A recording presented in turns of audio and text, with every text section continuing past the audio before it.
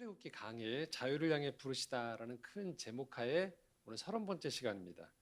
출애굽기 19장 7절에서 12절, 20절에서 25절의 말씀으로 빽빽한 구름 가운데서 임하시는 하나님이란 제목으로 함께 말씀을 나누도록 하겠습니다. 기독교가 중요하게 여기는 이 세 가지 가치가 있죠. 믿음, 소망, 그리고 사랑이죠. 잘 생각해 보십시오. 믿음이나 소망이나 사랑이 중요하다고 얘기하는데요. 제일 중요하다고 여길 때 지식이나 사실이라고 표현하지 않아요. 그러니까 지식, 사실, 다른 어떤 성취, 그 중에 제일은 사실이더라. 뭐 이런 표현이 아니고 믿음, 소망, 사랑. 그 중에 제일은 사랑이다라고 표현하고 있어요. 이게 기독교의 가장 중요한 세 가지 핵심 가치라고 이야기한단 말이죠. 이 세 가지가 공통에 해당되어져서 연결되는 게 있어요. 그것은 관계예요. 이 세 가지 믿음, 소망, 사랑은 관계에서 해당되어지는 말들이에요. 믿음은 뭐예요? 그를 신뢰하느냐. 소망은요, 그를 통해서 이루어지는 일을 바라는가. 사랑은 그와의 관계 안에서 나를 상대방을 위해서 내어줄 수 있는가를 물어보는 거예요. 그러니까 기독교인이 된다는 건 진정한 관계를 맺는 사람이 된다는 것을 말해요. 그런데 이 관계에서 종종 간과하는 것이 있습니다. 신비예요. 관계 안에는 신비로움이 있어야 돼요.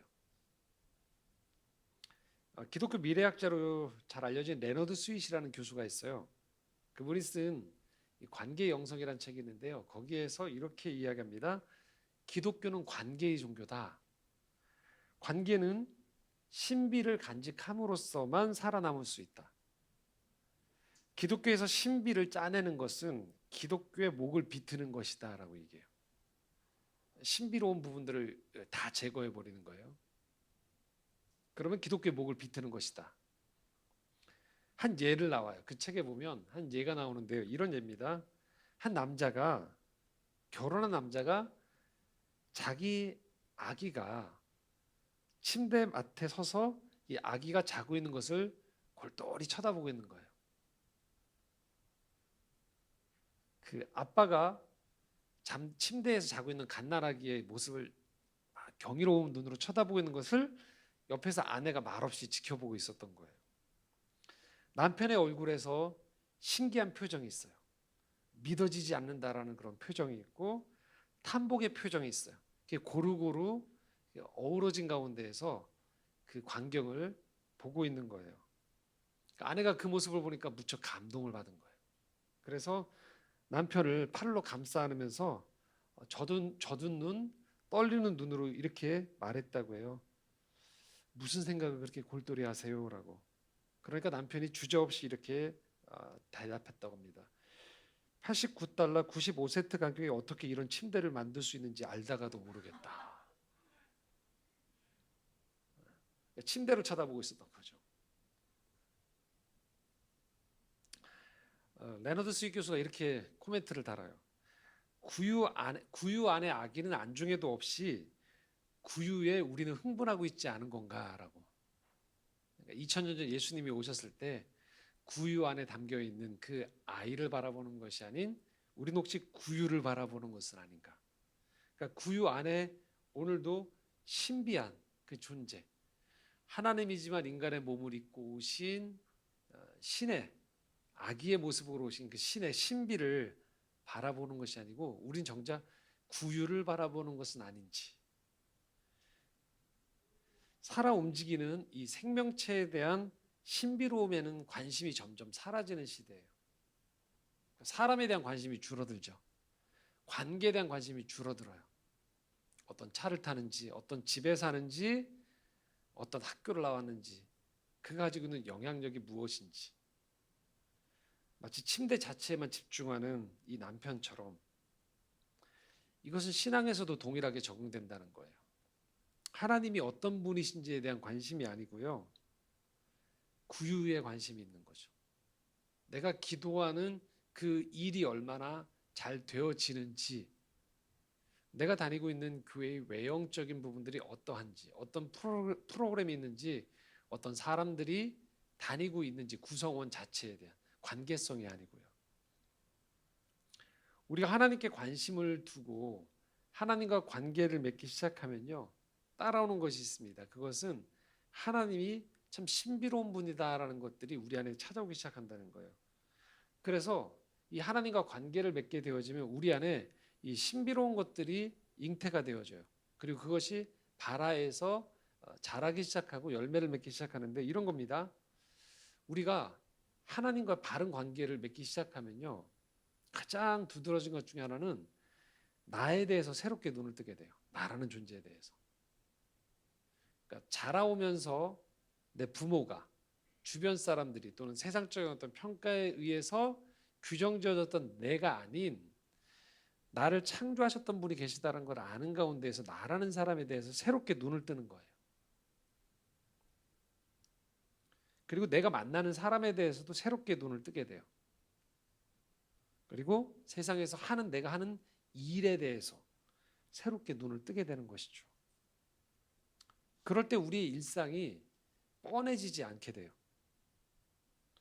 매일의 일상에 깃들어 있는 또 다른 숨겨진 기쁨이나 평안, 감사나 위로, 어떤 성취 속에서 찾아오는 안식, 또는 일이 지연되어지지만 조급해하지 않는 가운데에서의 인내, 이런 모든 것들이 생의 선물로 우리에게 다가오게 되어진다는 겁니다.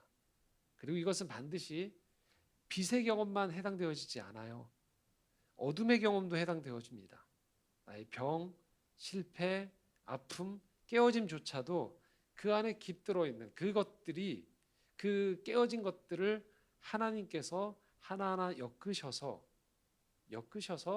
그것들을 통해서 이 보화를 만들어가는 경험들을 우리가 하게 되어진다는 것이에요. 이 어둠의 경험들을 내 이야기로 볼 때는 나는 제거해버리고 싶거든요. 근데 우리가 다른 사람들을 바라볼 때는 좀 정반대의 시각이 있어요. 어떤 한 사람이 대단히 성숙하거나 공감이 많아요. 근데 사연을 듣고 보니 그 사람 인생에서 많은 깨어짐과 왜곡과 갈등 속에서 그것들을 헤쳐나오면서 살아온 마음의 품이 넓어진 것들, 공감의 결이 깊어진 것들이 있는 거죠. 그럴 때 우리는 그 사람 인생 찾아온 어두움의 시간들에 대해서 그것들이 또 다른 엮어짐을 통해서 한 사람의 성숙이 되어진 것들, 공감이 되어진 것들에 대한 감사가 있단 말이에요. 이것이 바로 삶의 신비거든요. 어두운 것들을 무조건 나쁘다라고 이야기하는 것이 아닌 그 어두움조차도 다시 들어서 인생의 선으로 나아가시는 그분의 손길이 우리 인생에 있다는 걸 우리가 경험하는 거예요. 그래서 삶은 참으로 신비로운 겁니다. 우리 삶이 지루해질 때는 바로 이 기대가 없어지는 거예요. 신비가 거세된 거예요. 나라는 존재가 세상에선 그냥 인정받아야만 살아남을 수 있는 존재라고 생각하는 겁니다. 이웃은 누굴까요? 내 인정받음의 경쟁자인 거예요. 우리의 일상은요, 이 인정을 받아내기 위한 성취된 과업만 남아있는 곳으로 전락하는 것이에요. 그러다 보니까 이 신비로움과 기대가 사라져 버리니까 우리는 이 일상을 힘겹게 마치고 난 다음에 이 대체하는 것들이 다 오락인 거예요. 스트레스를 푸는 정도로만 끝내는 거죠. 안타깝게도 현대 사회는 계속 이 신비를 제거하는 쪽으로 가게 돼 있어요. 자꾸만 명확하게 보여주는 쪽으로 가요. 신비는 기대감을 가지고 성실히 일과 만남에 임하도록 하는 거예요. 그런데 이 신비 쪽을 자꾸 제거해 버리는 거죠. 그러다 보니까 현대 문명은요, 이 신비란 영역을 뭘로 대체시키냐면요, 호기심으로 대체해요. 대표적인 게 뭐냐면 여러분들이 많이 보시는 유튜브의 썸네일이에요. 썸네일의 그 제목을 보면서 여러분들이 클릭하게 만드는 호기심을 유발하죠. 인터넷 뉴스 기사 제목들 다 호기심을 유발하죠. 그래서 눌러보면 누가 죽었다 해서 깜짝 눌러보면 뭐예요? 어떤 드라마에서 죽었더라 뭐 이렇게 돼 있잖아요. 그래서 우리도 모르게 자꾸 어떤 표현을 쓰냐면 낚였다라는 표현을 써요. 낚였다. 사람들 안에 잠재되는 호기심을 유발시키는 거예요. 호기심 해소가 목적이 아니고 자꾸 낚임의 일상이 되니까 우리가 진짜 만남을 갖는 방식이 아니고 사람들한테 어떻게 하면 호기심을 불러일으킬까 쪽으로 모든 것들이 자꾸만 돌아가는 세상 속에 우리가 살아갑니다. 사실 우리가 낯선 사람이나 낯선 일을 대할 때는요, 어느 정도의 긴장이 있게 되어 있어요. 그렇기 때문에 그 긴장 속에서, 낯섦 속에서 그 만남을 잘 마치게 되면 우리한테는 그 한 사람을 새롭게 알게 되고, 낯선 일은 그 일을 제대로 또는 조금씩 익숙해지면서 얻게 되어지는 지혜, 일의 근력으로 나라는 사람이 더 좋은 사람으로 점점 변해가는 거예요. 성장하고 성숙해가는 거예요. 이게 바로 낯섦 속에 담겨져 있는 신비거든요. 그런데 이것들이 자꾸만 제거되는 쪽으로 가는 거예요. 그래서 양극단으로 갑니다. 호기심을 자꾸 유발하는 쪽으로 가요.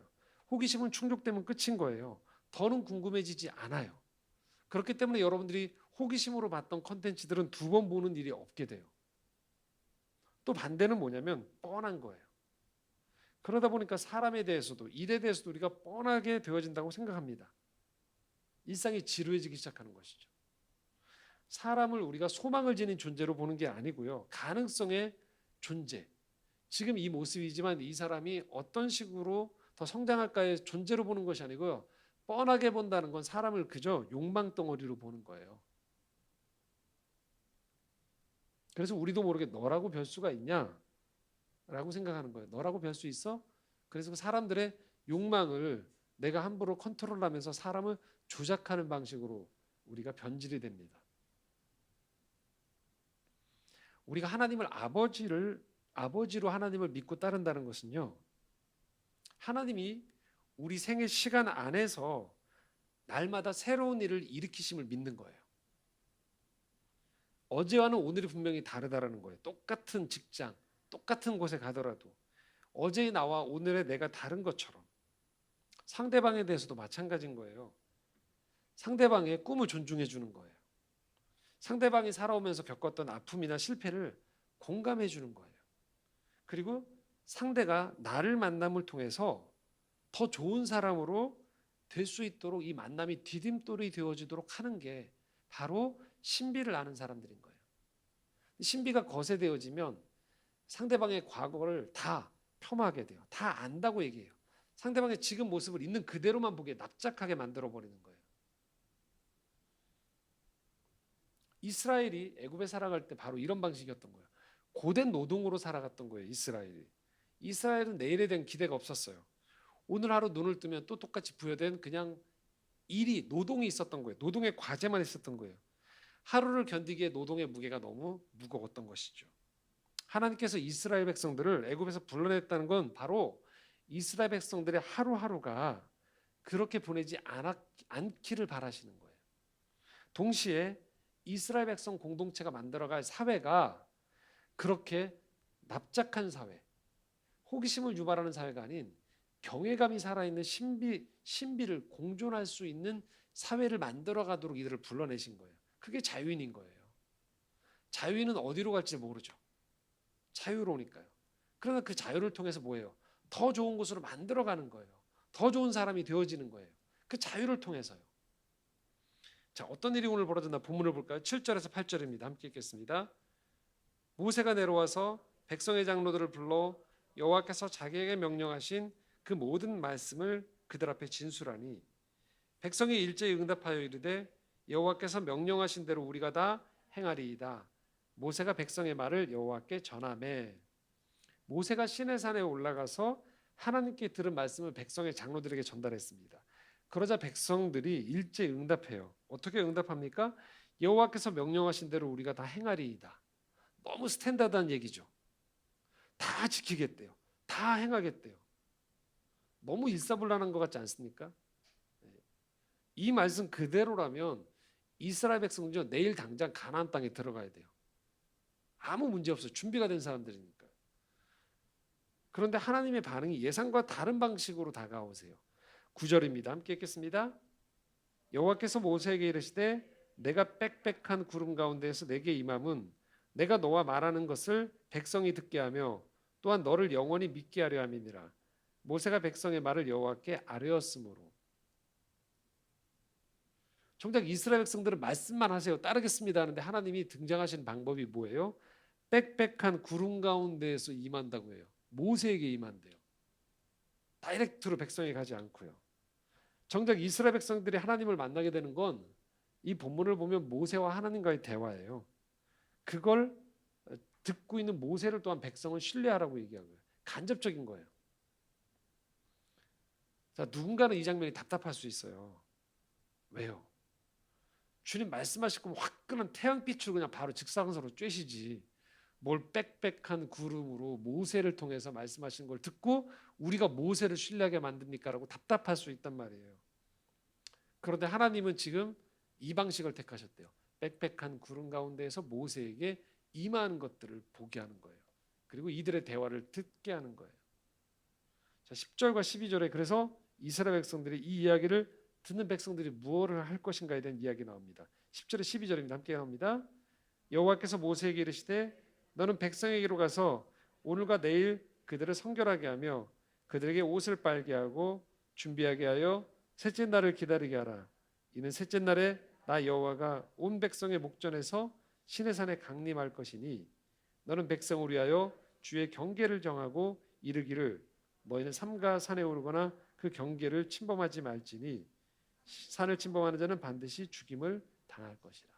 12절에 이렇게 말합니다. 직접 만나면 하나님을 직접 만나면 다 죽는다. 그래서 10절 11절에 외적으로 경건하게 준비하라고 이야기합니다. 이스라엘 백성들에게. 자, 여기서 볼 수 있는 건 뭐냐면요.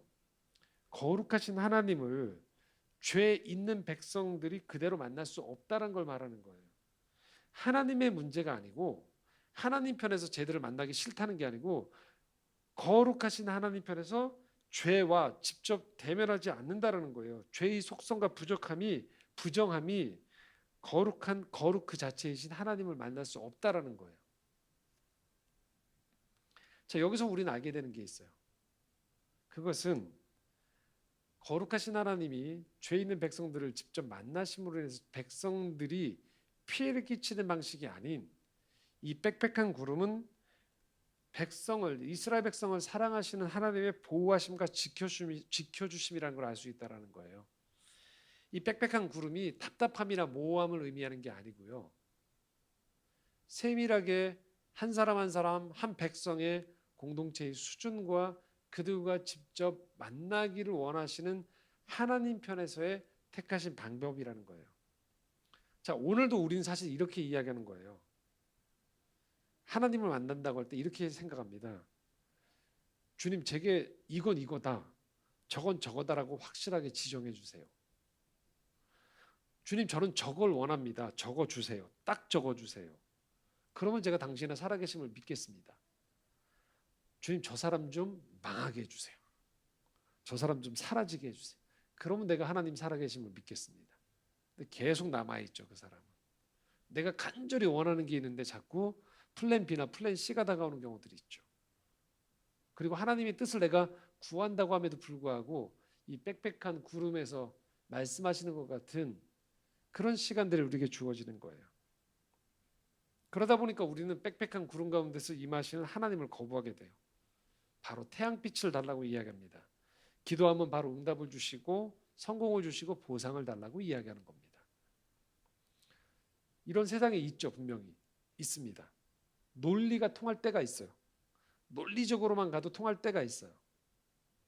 최선이면 다 되는 때가 있죠. 그리고 인생에서 젊은 거예요. 건강한 거예요. 성공하는 거예요. 그래서 인생에서 햇빛이 찬란히 비출 때가 있어요. 그런 시기도 있어요. 그러나 우리가 또 다른 세상이 있다는 걸 잊으면 안 된다는 거예요. 논리가 우리의 상황을 다 설명하지 못할 때가 있어요. 그것이 느낌이든 기운이든 삶의 경험이든. 최선이 오히려 안 좋아질 때도 있어요. 즉각 일 처리하지 않고 내가 늦춰놨더니 오히려 일이 빨리 처리해놨으면 큰일 날 뻔한 경우들이 있으시죠. 효율성만 따지는 게 아니고요. 비효율적이고 허비하는 것 같은 때인데도요. 그 자리에 있어야 될 때가 있어요. 남들에게 바보 같다는 소리를 들을 때인데도 그 일을 해야만 할 때가 있다는 거예요. 그때 맞는 하나님이 바로 빽빽한 구름 가운데 임하시는 하나님인 거예요. 신비로운 하나님인 거죠. 다 이해하지는 못하지만 나를 사랑하시는 거예요. 그분이. 나와 관계를 맺고 있어요. 나를 더 좋은 사람으로 만들어 가시는 분이에요.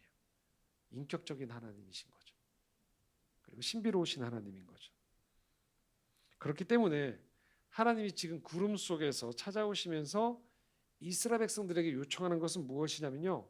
지금 여기에 나와 있는 10절에 12절 말씀은요. 이스라엘이 더 나은 존재가 될 준비를 하라고 얘기하시는 거예요. 그냥 다이렉트로 햇볕에서 나와서 만나는 게 중요한 게 아니고 이스라엘 백성에게 정말로 필요한 게 무엇인가?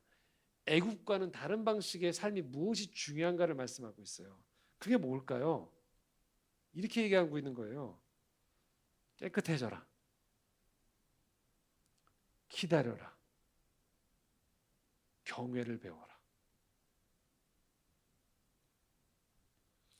애굽에서는 이 덕목들이 안 필요했던 거예요. 지금 옷을 빨라고 얘기하시죠. 성결하게. 자, 노예일 때, 노예에서 노동이 가득할 때는요. 이 성결, 청결이 그렇게 중요하지 않아요. 왜냐하면 내일도 또 노동하고 옷이 또 더럽혀질 거니까요. 작업복이면 돼요. 애굽에서 노예로 있을 때는요. 기다릴 필요가 없습니다. 그때그때 지시되는 일을 하면 돼요. 애굽에서는요. 일을 할 때 경외감이 필요하지 않았어요.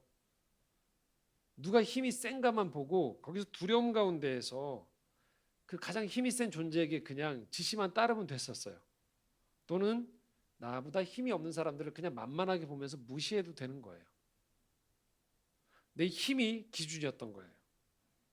그런데 이제 이스라엘 백성들이 애굽에서 나와서 자유인이 되어진다는 건 애굽의 노예에서 썼던 삶의 근력과는 다른 근력이 필요하다는 걸 말한다는 거예요. 자유인의 근력인 거예요. 그것은요 스스로가 성결할 수 있어야 돼요. 자기를 더럽히는 게 아닌 거예요. 몸과 마음과 생각을 거룩하게 가는 거예요. 좋은 생각을 할 줄 아는 사람이 되는 거예요. 그리고 기다릴 줄 아는 거예요.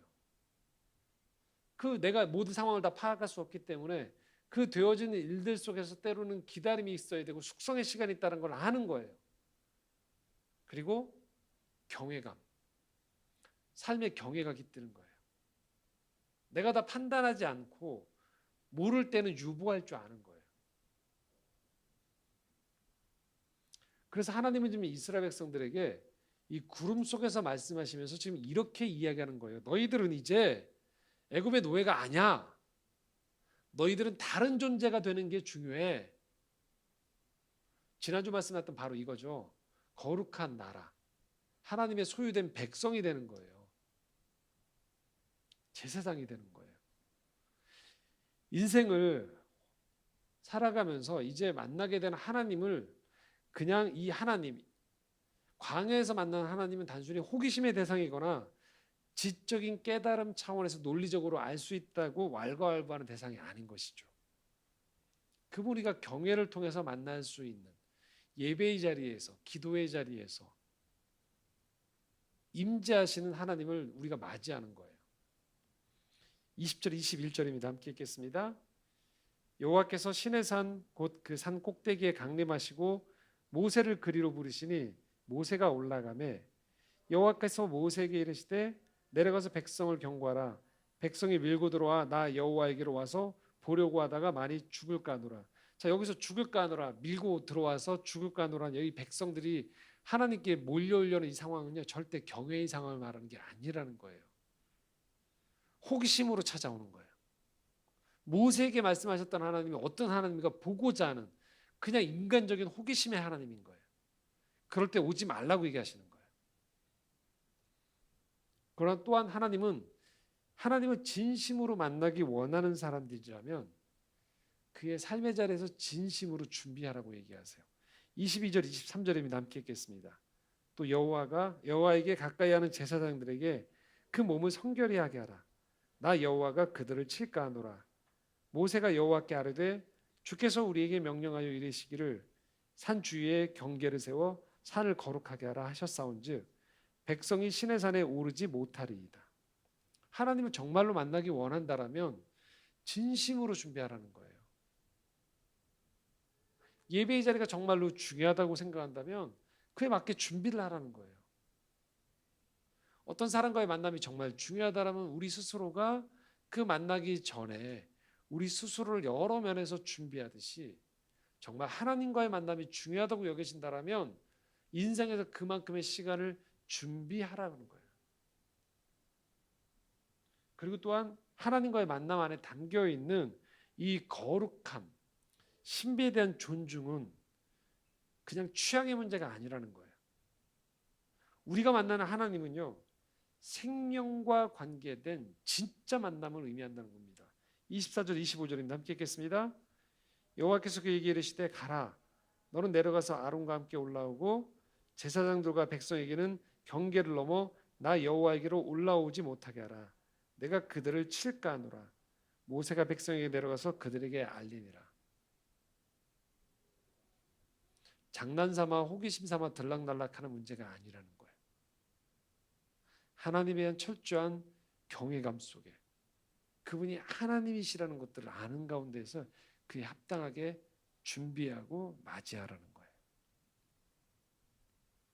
자, 이 만남을 통해서 이스라엘 백성들에게 따라오는 것은 무엇일까요?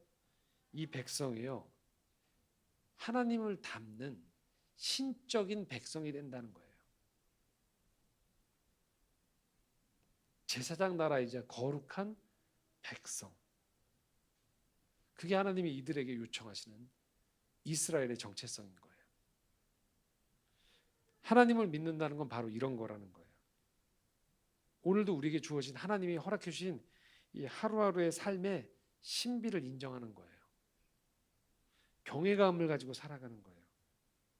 나 스스로가 지금보다 더 좋은 사람이 될 수 있음을 믿는 가운데 절제를 배우는 거예요.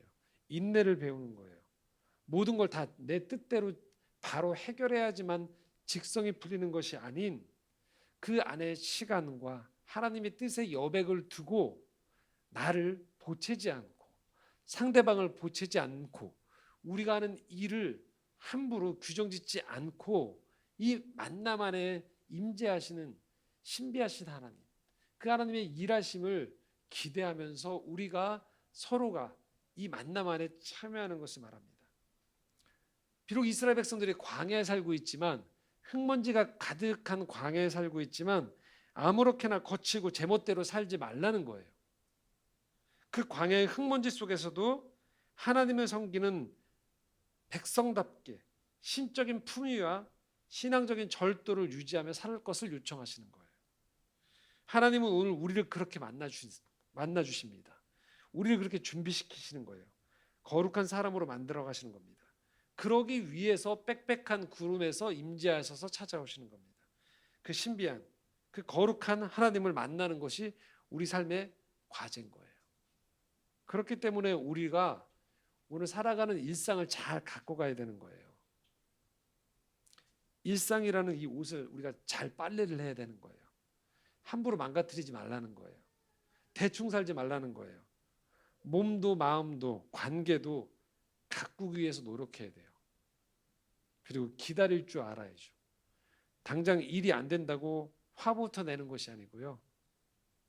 내 이 안에서 깃들어 있는 것들 속에서 펼쳐질 것들에 대한 기대 속에서 우리가 섬세하게 조심스럽게 다가가는 들이 필요한 거예요. 그리고 내일 시작될 새로움이 또 있다는 걸 우리가 믿는 것이죠. 그리고 우리 일상 가운데 오늘 찾아오시는 하나님을 경외함으로 만나는 겁니다. 새벽에 아침에 일어나서 그리고 삶의 순간순간 속에서 이 하나님을 우리가 만나가게 되어지는 겁니다. 말씀을 마무리하면서 웬델 벨이라는 이 시인이 쓴 정화라는 시를 여러분과 함께 나누겠습니다. 봄이 시작될 때 나는 대지에 구덩이를 하나 판단해 거기에 나는 겨울 동안 모은 종이를 넣지. 다시 읽고 싶지 않은 페이지들, 쓸모없는 말들, 파편들, 실수들, 또 헛간에 있는 것들도 넣지. 태양의 빛과 땅에서 자란 것 하나의 여정을 막 끝냈기에 그 다음 나는 하늘에게 바람에게 또 충직한 나무들에게 내 죄를 고백하지. 내게 주어진 행운을 생각하면 나는 충분히 행복하지 않았다고. 너무 많은 소음에 귀를 기울였고 칭찬을 갈망했다고. 그러고 나서 거기 모여진 몸과 마음의 쓰레기를 위로 그 구덩이를 닫아 그 어두움을 죽음 없는 그 대지를 다시 닫아 접으면서 그 봉인 아래에서 낡은 것이 새 것으로 피어나네. 빨래하는 거죠. 봄이 올 때 대제 구덩이를 파고 쓸모없는 것들을 그 안에 담는 거예요. 그리고 덮는 거죠. 다시 우리 낡은 것 같은 이 인생 가운데 이 대지에 또 다른 새로운 것들이 피어나는 것이죠. 이 시에 이렇게 표현되어 있는 것 우리 잘 들을 필요 있는 것 같아요. 우리 너무 많은 소음에 귀를 기울이고 너무 많은 칭찬을 갈망하면서 사는 것은 아닌지. 정작 하나님이 예배해 두신 그 신비로운 만남을 내가 기대하면서 찾아가고 내 일상을 내가 갖고 가는 방식이 아니고 너무 많은 소음과 너무 많은 세상의 흐름에 우리의 기준점을 잃고 우리가 흔들거리며 살아가고 있는 것은 아닌지 돌아볼 수 있기를 원합니다. 하나님이 오늘도 여러분 인생 가운데에서 여러분 각자에게 맞는 빽빽한 구름 가운데 임재하셔서 여러분을 인도하십니다. 여러분은 지금 더 좋은 사람이 되실 수 있어요. 하나님의 은혜 가운데에서 그 하나님의 초대가 여러분의 일상임을 기억하시기 바랍니다. 함께 기도하겠습니다. 하나님 아버지, 오늘 우리의 일상 안에 찾아오시는 하나님의 임재를 바라봅니다. 오늘 내가 숨을 쉴 수 있고 오늘 내가 사람을 만날 수 있고 할 수 있는 일이 있음에 우리가 감사합니다. 그 일이 크든 작든 내가 만나는 사람이 어떠한 사람이든 그 안에 깃들어 있는 하나님의 뜻과 하나님의 비전이 그 안에 담겨 있음을 기억하며 우리 삶을 경외감을 가지고 또 우리 삶에 임하시는 그 하나님의 손길에 감사와 신뢰를 담아 하루하루 아름답게 성실하게 진실하게 살아가는 저희들 될 수 있도록 인도하여 주시옵소서. 예수 그리스도의 이름으로 기도드리옵나이다.